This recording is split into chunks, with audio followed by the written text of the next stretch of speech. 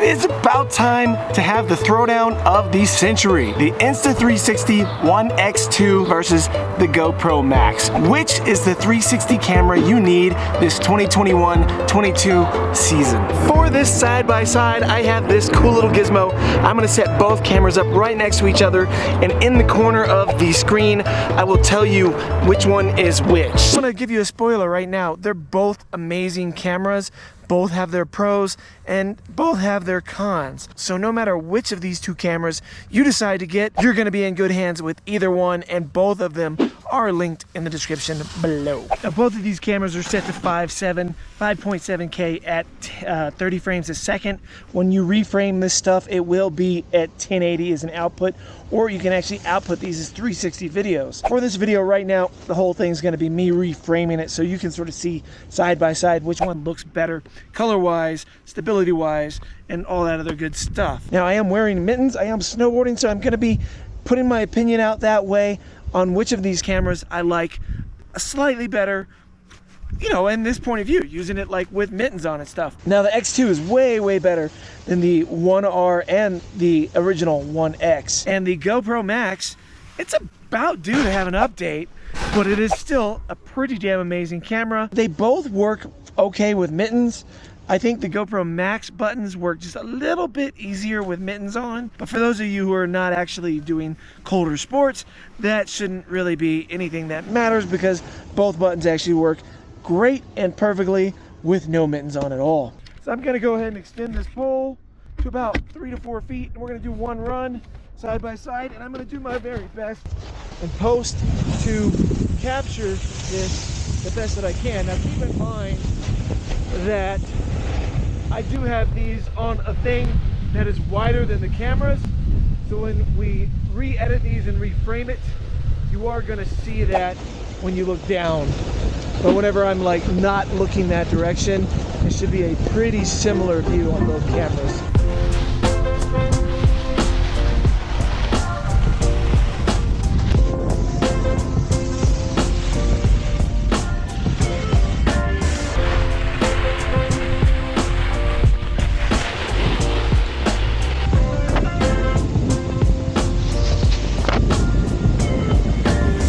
As you just noticed, I hit the ground with the X2. The X2 is a different form factor than the GoPro Max. It is a longer, taller camera. The GoPro Max is a shorter, fatter, squashed camera. It is a wider camera though, so how is the stitch line on both of these? Let's get some speed up, and we're gonna see how the wind cancellation and audio is once we get moving a little bit here. And I'm gonna turn the cameras around now so that I'm looking at the other side to see if that makes any difference at all.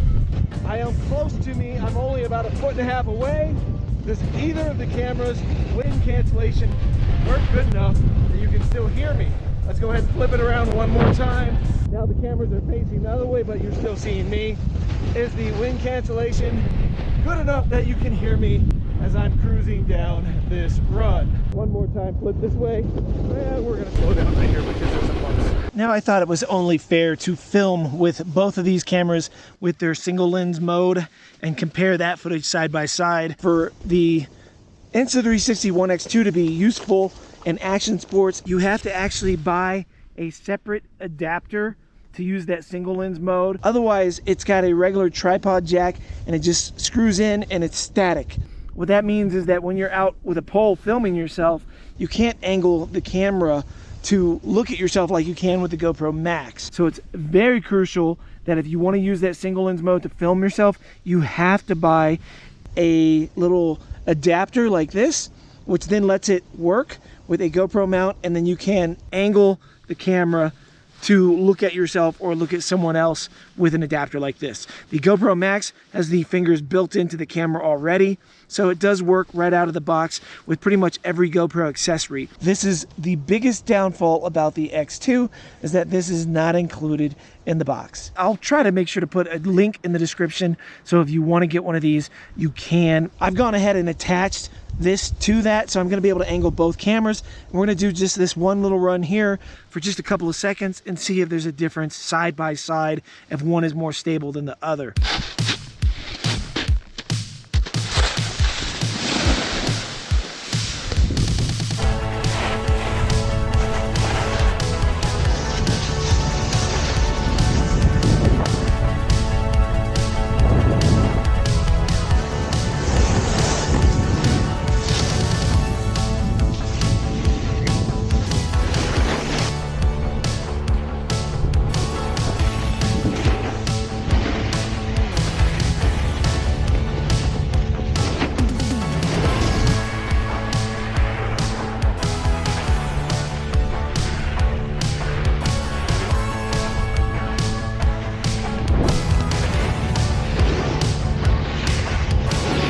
One thing I do like about the Insta360 X2 is it has an HDR mode, and I've been wondering if this HDR mode makes it brighter and more vivid and crazier and cooler looking than the GoPro Max, or if they're about the same.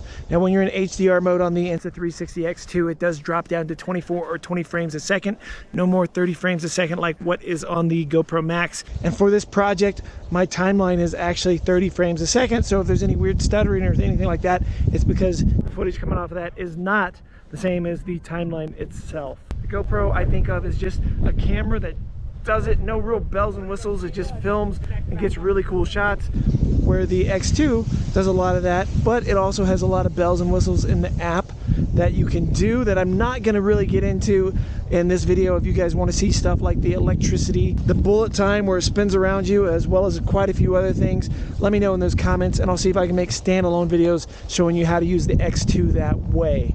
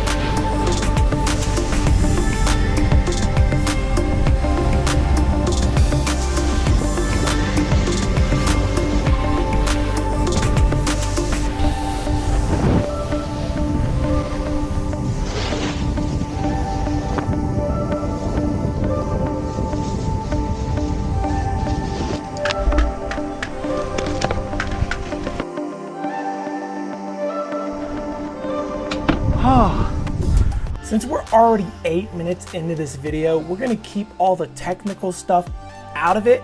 If you wanna see a full rundown on the X2, go check out this video right here. I just wanna focus on what we just looked at and give you my opinions on seeing them side by side. When I do videos like this, I like to leave them in full auto. What I mean by that is the color profiles, the audio. I feel this gives the cameras more of a fair side by side for this type of side-by-side comparison. Now, of course, there are all kinds of features that you can up your game with by customizing your settings, but that's not what we're talking about in this video. Now, the first thing I noticed is that in full 360 mode, when I've reframed it, the Max crushes its blacks quite a bit more than the X2 does. The X2 also seems to have brighter skin tones when in full 360 mode. That does come at a little bit of circumstance. As you can see, when we zoom into 300%, the X2 shows how grainy the picture actually is. And I feel that's probably some kind of compensation, almost like when you go into Photoshop and you really tweak your levels and you brighten everything up, it just becomes grainy, and I feel that that's sort of what the X2 is doing here. Let me stop you right there. Both of these are actually great cameras. I make these side by sides really just so that you can see which one is better for you. Just because I use these all the time and I have my own opinions doesn't mean my opinions are your opinions. I felt that the audio was very equal overall between the two. Neither one really dominated over the other one, so I definitely give them sort of a tie, even though there are times one performed better than the other and it just kept flip-flopping back and forth. I'm just impressed how well they actually handled the heavier winds and that you could hear me at all. Now, whenever we switch over to the single lens mode, which is called Hero in the GoPro Max, they sort of do a flip-flop. All of a sudden, the skin tones on the GoPro Max look brighter and cleaner than the skin tones in the picture on the X2. Besides just not having the adapter in the box, the X2 also sort of suffers because to get full stability, you have to actually run it through the Insta360 editing app in a pro mode to lock in that horizon and get less jitter or less shake than what you do if you're just using the standard single lens mode. That's not necessarily a deal breaker, but it is an extra step that you have to be aware of that you need to take to get the full functionality out of this camera. Basically, you edit it through the app and then you can export it, and then you can then bring it into your iMovie, your Final Cut Pro, your Premiere, or your DaVinci Resolve, or whatever editing software you actually use. I do like that the X2 has an HDR mode, but I feel that in an action sport, HDR mode actually isn't that great because it does use multiple video files or pictures compressed together to keep the darks from being crushed as well as the brights from being too bright. And I feel because of that, in the higher action kind of bumpier things, it just doesn't lock in the same way as if you were just using the regular 360 mode. It also sort of washes out the skin tones, and I think that's due to it compensating for all the white in the snow. Now, the very last thing I want to just briefly go over with you is the editing app. And this is really where the cameras differ in post-processing. The GoPro app is sort of a no-frills app. It doesn't have all the extra bells and whistles like bullet time and all the other fun little gimmicky things that the Insta360 X2 has. I really think both of these are great cameras. Both are going to be linked in the description below. If this video helps you make up your mind, let me know in the comments below, because if it's not helping, I'm wasting a lot of time making these for you. And if it is helping, remember to subscribe, click the little bell notification so you don't miss the next video. Share this video with whoever you think might watch it, because sharing is caring. And I'll see you guys in the next one. Oh yeah, I have a new shirt made. It's in the store, linked below too. And you can still get the old skull drone shirts too. They're always gonna be there. If you do get a shirt, sticker, or anything like that, make sure you tag me in Instagram so I can include you in a future video. Thanks again, and I hope you have a wonderful, wonderful day.